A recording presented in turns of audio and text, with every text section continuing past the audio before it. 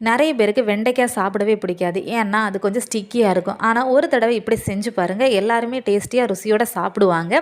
அது எப்படின்னு சொல்கிறதுக்கு முன்னாடி என்னோடய சேனலை சப்ஸ்கிரைப் பண்ணுங்கள். முதல்ல வெண்டைக்காவை எடுத்து நல்லா வாஷ் பண்ணி இந்த மாதிரி ரவுண்டாக குட்டி குட்டியாக கட் பண்ணிக்கோங்க. அதுக்கப்புறமா ஒரு பேன் எடுத்து எண்ணெய் ஊற்றி நல்லா சூடானதுக்கப்புறமா கடுகு கறிவேப்பிலை போட்டு தாளிச்சுக்கோங்க. தாளித்ததுக்கப்புறமா நம்ம கட் பண்ணி வச்சுருக்க வெண்டைக்காயை அதில் ஆட் பண்ணுங்கள். தேவையான அளவு உப்பு போட்டு நல்லா கிளறி விட்டு வேக வைங்க. ஒரு லைட்டாக ப்ரௌனிஷ் கலர் ஆகுறது வரைக்கும் வேக வைங்க. ஒரு மிக்ஸி ஜாரில் தேங்காய் திருவி எடுத்துக்கோங்க. அதுக்கப்புறமா அதில் ஜீரகம், சின்ன வெங்காயம், மிளகாய் ஆட் பண்ணி கொஞ்சம் தண்ணியும் ஆட் பண்ணி நல்லா அரைச்சி எடுத்துக்கோங்க.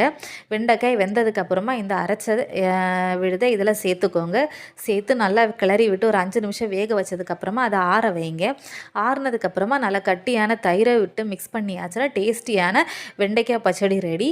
நீங்களும் இதை வீட்டில் ட்ரை பண்ணி பாருங்கள், எல்லாருக்குமே பிடிக்கும்.